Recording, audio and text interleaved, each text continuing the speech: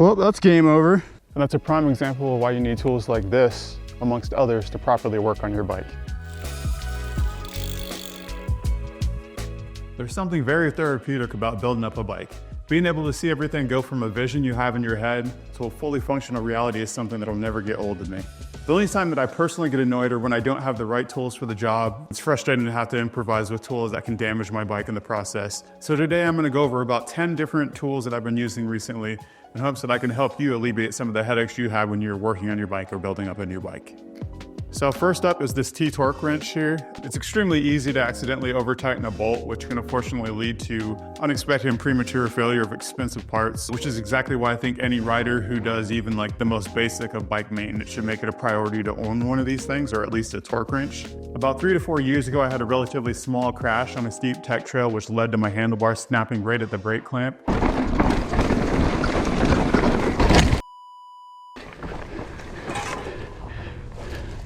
Oh,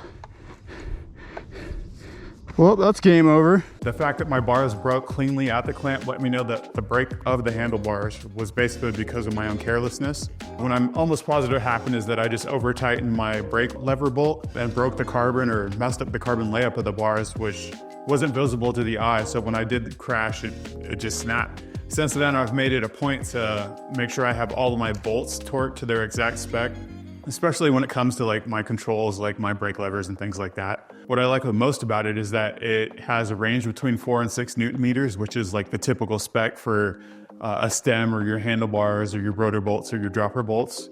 It comes with a Torx T25 bit pre-installed, which is what many SRAM levers use, as well as a 3, 4, and 5 millimeter bolt, which fits most like stem bolts, your seat tube, rotor bolts, and things of the sort.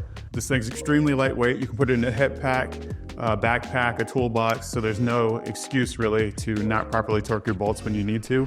So do yourself a favor and don't follow in mild ways of carelessly tightening down bolts. It might cost you some money or even an injury that you didn't see coming, like when my bar snapped, I could have seriously gotten injured. Don't do what I did. So next up, I want to show you all just the simple piston spreader. There's nothing more annoying than a dragging brake due to sticky pistons causing rotor rub on your brake pads. Sometimes you can recenter your caliper to give your rotor more room to breathe, but other times it's not so simple.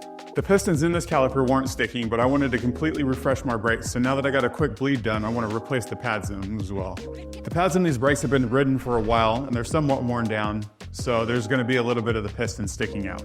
If I were to just toss in another set of pads, the pistons would have been so far pushed out that there wouldn't be any room for my rotor to slide between the pads.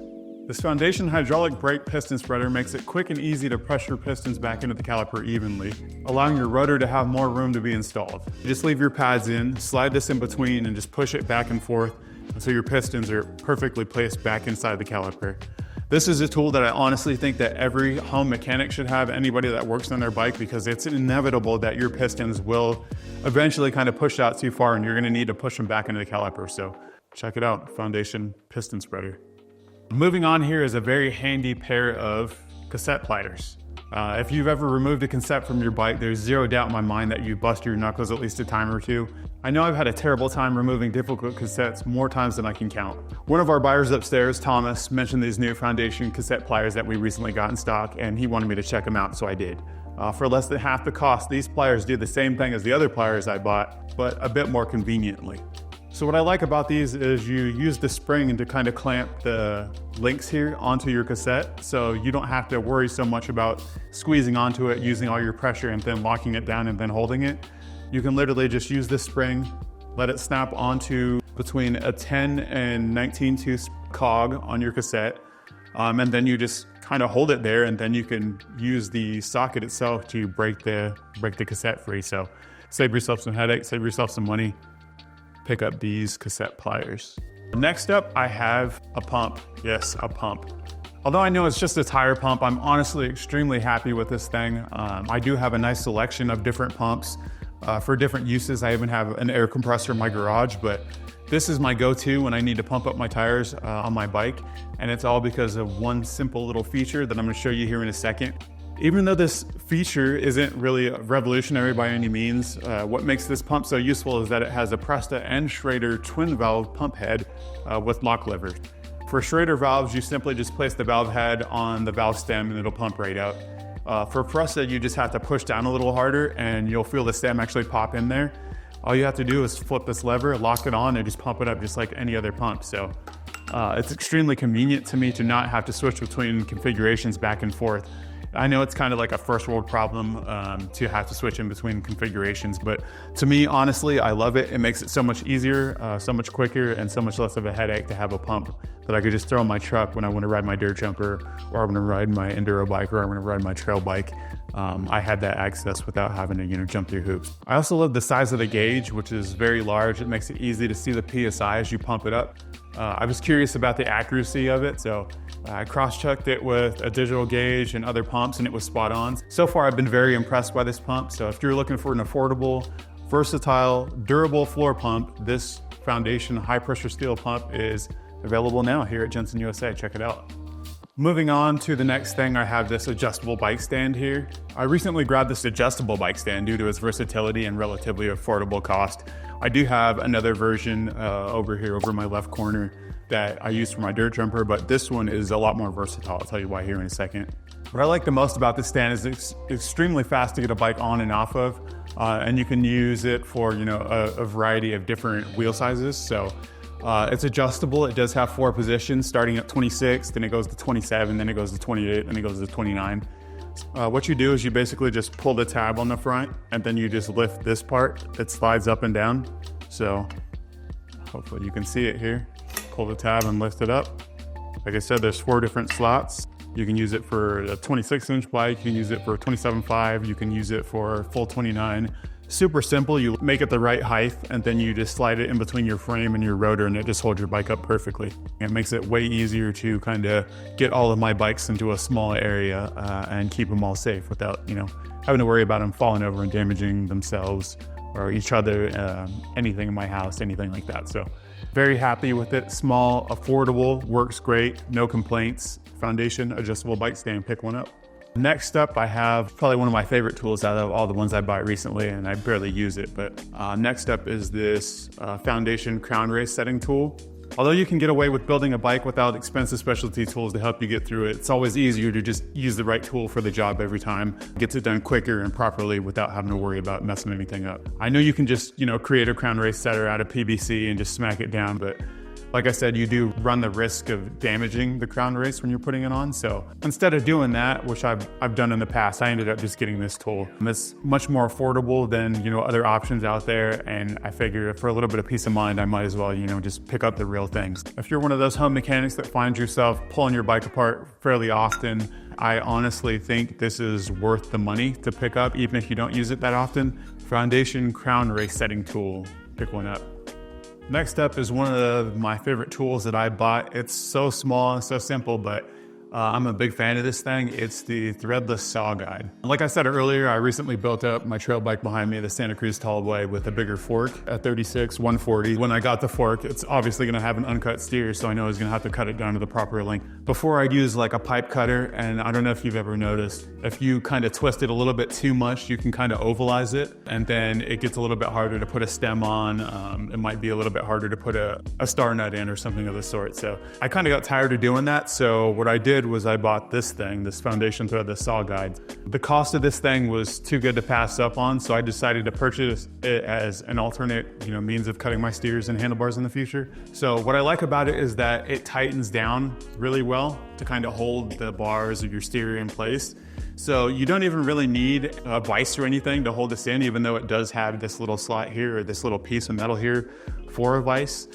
You can pretty much just tighten it down, hold it down, and then because it's tightened on so well, and this guide is so tight for the saw, you can't really mess up the cut. If you're the type of person that's always tinkering with things, cutting things down like your handlebars or a steer or something of the sort, this tool is honestly for you. Foundation Threadless Saw guide, well worth every single penny. I honestly think any home mechanic should own one of these things. Pick it up. One issue that every rider will face is a warped rotor. It's literally inevitable. No matter what you do, you can't avoid it. A warped rotor causes brake drag, which basically makes it feel like you're riding in the wind. There's always like some resistance against you. But using this, it's incredibly easy to fix it most of the time, 9 times out of 10. What I like the most about this specific rotor screwing tool is that it has 3 slots with different depths for a variety of leverage point. The small slots are for small corrections like bending back the outside of rotor, like the rotor track. And the bigger, deeper slot is for bigger bends or bigger corrections. Slide it all the way down and pull it there. So at some point your rotor can be too far gone to bend back, but in many instances, a few minutes just with one of these things can get you right back on track, your wheel spinning freely, your rotor spinning relatively straight. I've seen them look like they were way too far gone and then, messed with this thing for like 10, 15 minutes and got rid of the drag completely to where my bike rolled perfectly fine and I was able to ride on that rotor for, months more. I highly, highly recommend this Foundation rotor screwing tool. Another tool that you might want to keep around for all you people out there still on cable actuated components is a cable puller. There have been a ton of times where I replaced my dropper cable, pulled it tight, then pressed the lever only to discover that there's magically still a ton of slack in there. Or times where I needed to adjust the tension on cable actuated derailleur, but the cable was cut too short. So I'd have to find a random tool to hold it. But with this Foundation cable puller, the headache of jumping through hoops to keep tension on a cable has basically been alleviated. For those of us out there still on cable actuated components, this is a great pickup. If you're looking for something to kind of alleviate some headaches when you got to pull on those cables that are too short or too hard to hold onto with your hands, check one of these out, the Foundation cable puller. The final thing that every rider absolutely needs to have, especially if you like working on your bike at home, is a repair stand. So this Foundation repair stand is unbeatable. If you've ever had to tear a bike apart or build a bike from the frame up, then you know how much of a headache it can be to keep parts in place while working on other parts of the bike. So anytime that I need to keep my bike in place while I'm, tearing something off, I always break this thing out. It just makes the job way less of a headache, to have something that will keep my bike in place without having to worry about it falling or having to flip it upside down and put it on the ground or something like that. This thing just makes the experience so much easier. This Foundation repair stand folds up for compact storage so it isn't just taking up a bunch of room in your workspace. You simply unlock the lever, slide the legs up, and it basically folds flat to where you could slide it under a bed or, throw it in a closet or something of the sort. It's not going to take up a bunch of room in your garage or in your workspace. The head is multi-directional, so you can angle it to hold different parts of your bike, or you can just angle your bike in any way you'd like when you're working on it. So say you want, the front end of your bike to dip down so you could have the rear wheel up and you can remove the rear wheel and have the rear end of your bike kind of tilted up for working on your drivetrain, your derailleur or something of the sort. It makes it that much easier to do that. It has this convenient little tool tray to hold parts and pieces in while you work on your bike. It also has these slots on the side to drop tools into so you aren't, setting your tools down, forgetting where they're at when you need them and then having to, drop what you're doing and go search for them. So, sure, there's tons of other options out there that have the same features and more, but for the price of this thing, it's really hard to pass up on. So if you're looking for an affordable repair stand that'll last you years on end, has all sorts of cool features, pick up this Foundation repair stand. It's worth every single penny, I promise you. If you've made it this far, thank you for sticking around to this video. I know it was kind of long and I kind of ramble on, but I appreciate you sticking around. If you'd like to see more content from us, check out the playlist and video linked below. We'll be ramping up the output of our content now from now on. We're doing lots of cool things here at Jenson USA, so make sure you subscribe to our social channels and, keep pedaling.